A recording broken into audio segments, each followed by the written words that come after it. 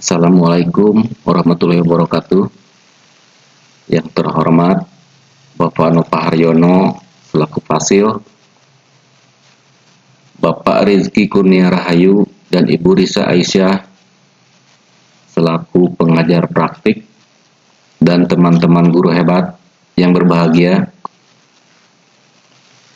Pertama-tama, marilah kita panjatkan puji syukur kehadirat Allah Subhanahu wa Ta'ala karena telah memberikan rahmat dan hidayahnya sehingga kita dapat berkumpul di ruang kolaborasi modul 3.2 dalam materi pemimpin dalam pengelolaan sumber daya.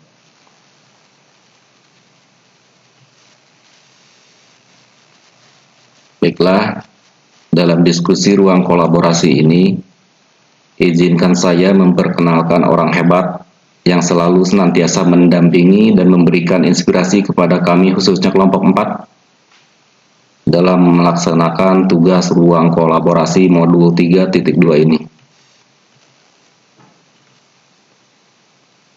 Di sini, Bapak Nova Haryono MPD, selaku fasilitator kelas 11, yang senantiasa memberikan motivasi dan semangat kepada kami semua. Kemudian berikutnya Ibu Risa Aisyah SPD selaku pengajar praktik yang senantiasa sabar mendampingi dan menjadi pendengar setia terhadap keluh kesah kami dalam menempuh pendidikan guru penggerak ini.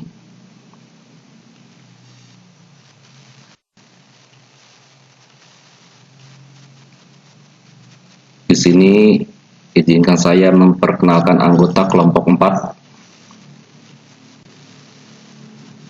Di sini ada Desa Witarsa, saya sendiri dari SMPN 1 Cipendei.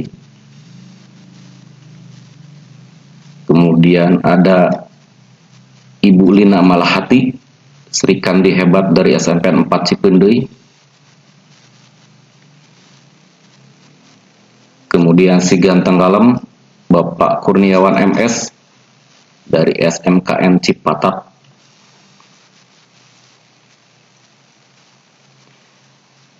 Baiklah, untuk tujuan pembelajaran ruang kolaborasi 3.2 ini, CGP dapat mengidentifikasi berbagai sumber daya di daerah untuk sekolahnya dan strategi pemanfaatannya secara efektif. Di sini ada macam-macam modal aset. Yang pertama, modal aset manusia. Kemudian berikutnya modal sosial. Berikutnya modal fisik. Selanjutnya modal alam atau lingkungan. Kemudian modal finansial. Modal agama dan budaya. Dan yang terakhir, modal politik.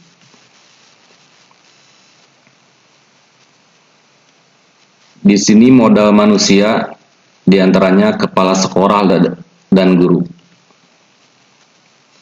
Semua guru memiliki kualifikasi S1 sesuai dengan mata pelajaran yang diampu. Sebagian besar telah tersertifikasi dan menguasai IT. Beberapa guru berprestasi di bidang seni dan olahraga. Kemudian modal manusia berikutnya, orang tua murid. Orang tua murid memiliki pekerjaan yang cukup bervariasi, sehingga dapat dijadikan narasumber dalam kegiatan P5. Kemudian orang tua mendukung penuh kegiatan sekolah, dan mampu bekerja sama dengan sekolah. Yang berikutnya, murid. Murid berprestasi dalam bidang seni, seperti bernyanyi dan memainkan musik. Kemudian di sekolah kami, murid berprestasi dalam olahraga cukup tinggi, seperti olahraga voli dan pencaksilat. Kemudian modal manusia yang berikutnya, pengawas. Pengawas sekolah sangat kooperatif dalam membantu peningkatan mutu sekolah. Di sini pengawas memiliki banyak pengalaman dalam mendampingi sekolah kami. Kemudian yang terakhir, komite sekolah. Komite membantu dalam mensosialisasikan program sekolah pada orang tua siswa. Komite sekolah menjadi jembatan pihak sekolah dengan orang tua ketika ada permasalahan yang perlu dirundingkan.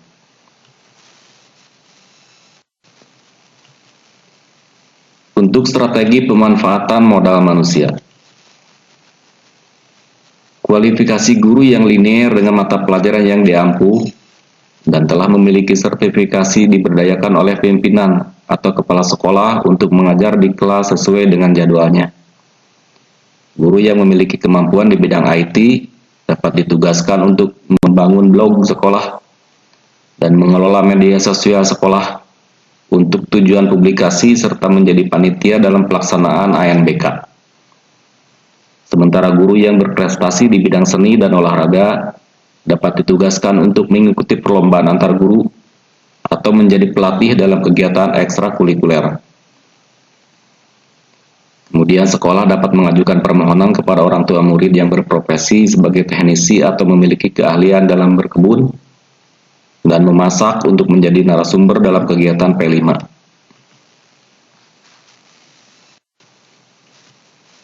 Nah, ini dokumentasi foto modal manusia yang berhasil kami himpun dari anggota kelompok kami, dari Bapak Kurniawan MS.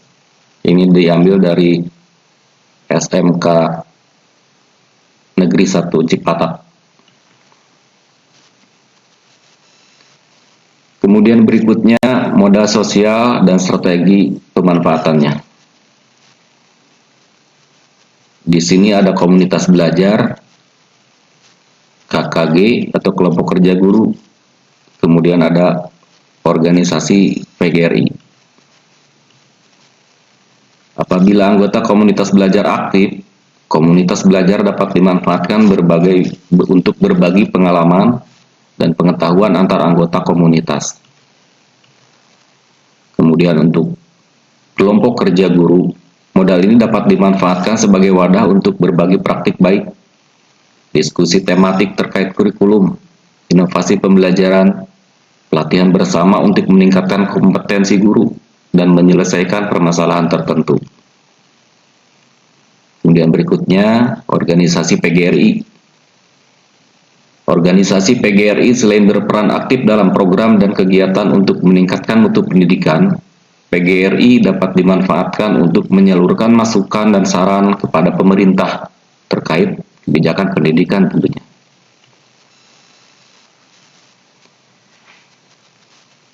Kemudian modal fisik dan pemanfaatannya. Di sekolah kami terdapat lapangan olahraga dengan atap baja ringan atau biasa disebut lapangan all-in-one.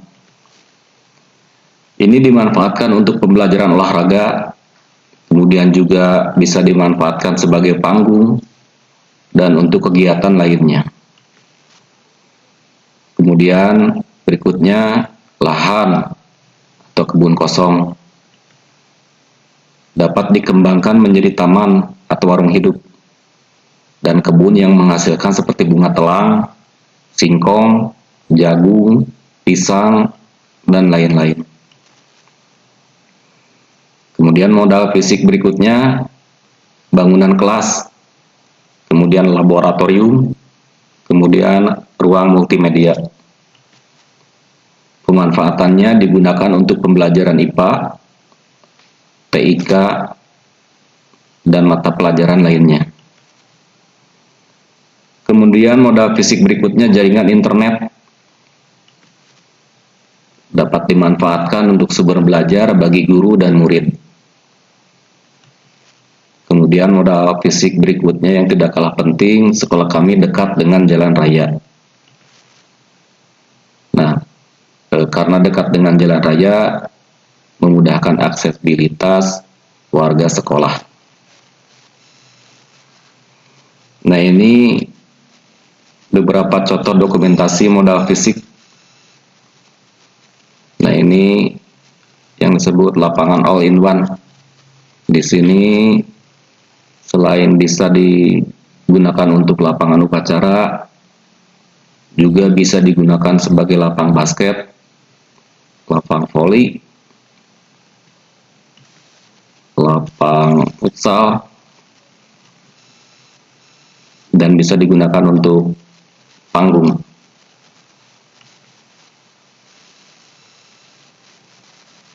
Kemudian berikutnya modal lingkungan atau lingkungan alam dan pemanfaatannya. Lokasi sekolah kami dekat dengan kolam ikan biasa dan kolam apung Cirata yang dapat dijadikan sebagai sumber pembelajaran, khususnya mengenai budidaya ikan yang menjadi mata pencaharian masyarakat. Kemudian sekolah kami berada dekat dengan kebun dan lahan luas, memungkinkan pemanfaatan sebagai sumber belajar, terutama tentang bagian-bagian tumbuhan. Kemudian kedekatan dengan sawah. Ini dapat digunakan sebagai sumber pembelajaran, terutama mengenai penyediaan pangan dan beragam jenis profesi. Kemudian berikutnya area hijau atau taman dapat dimanfaatkan untuk kegiatan pembelajaran di luar kelas atau sekolah bersantai, sekedar bersantai ketika jam istirahat. Nah, ini contoh dokumentasi modal lingkungan alam. Ini diambil dari dokumentasi anggota kelompok kami dari SMP 4 Cipende. Kemudian berikutnya modal finansial dan pemanfaatannya. Modal finansial di sini ada dari bantuan operasional sekolah atau BOS. Dana BOS dapat dimanfaatkan untuk pemenuhan kebutuhan operasional sekolah. Kemudian yang berikutnya hasil penjualan kebun sekolah dapat dimanfaatkan untuk menambah uang kas. Kemudian unit produksi sesuai dengan jurusan masing-masing. Ini untuk di SMK ya, yang diambil dari anggota kelompok kami. Nah, pemanfaatannya, hasil dari unit produksi bengkel dan percetakan dapat digunakan untuk operasional unit produksi. Kemudian yang terakhir, modal finansial uang kas. Nah, bermanfaat untuk membiayai kebutuhan kelas. Nah, ini beberapa contoh yang dapat kami ambil dan dari dokumentasi modal finansial.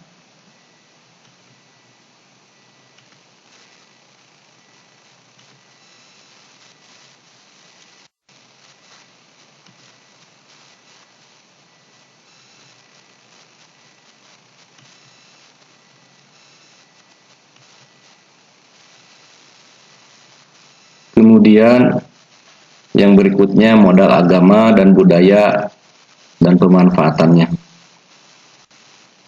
Nah, kebetulan sekolah kami dekat dengan pesantren, sehingga dapat diminta bantuan dalam mengisi kegiatan pesantren kilat.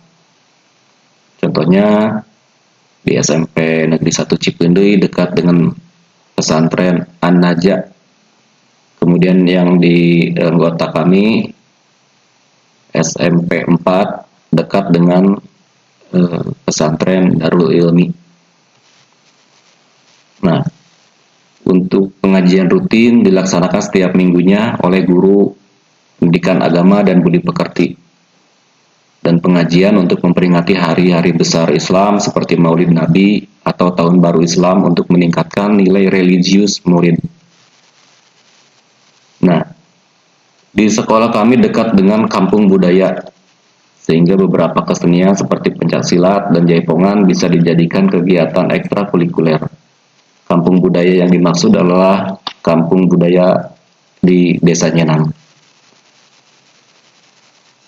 Kemudian ada momentum tradisi panen hajat bumi yang dapat dimanfaatkan untuk menumbuhkan rasa syukur murid dan meningkatkan kreativitas.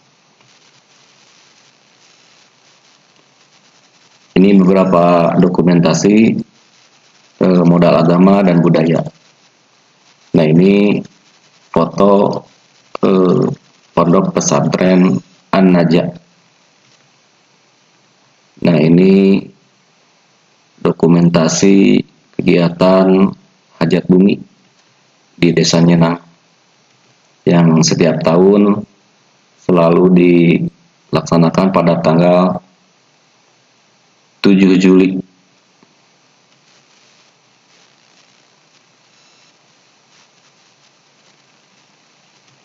Kemudian modal politik dan pemanfaatannya. Ini merupakan modal terakhir. Nah, di sini kebijakan kepala sekolah dalam proses pengambilan keputusan dapat menjadi alat yang efektif untuk meningkatkan kualitas sekolah.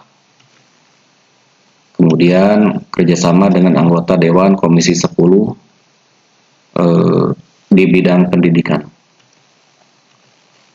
Kemudian kerjasama dengan Polsek dalam kegiatan sosialisasi keamanan dan bahaya narkoba. Kemudian juga kerjasama sekolah dengan puskesmas dalam program PTD atau pembelian pil tambah darah untuk menjaga keseimbangan dan kesehatan siswi kami. Ini beberapa contoh modal politik yang berhasil kami tampilkan. Nah, ini ada foto dengan pihak puskesmas, kemudian foto dengan pihak polsek,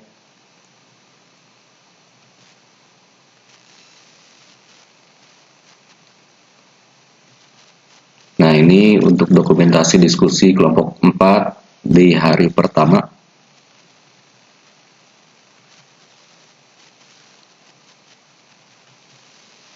Kemudian ini dokumentasi diskusi kelompok 4 pada hari kedua.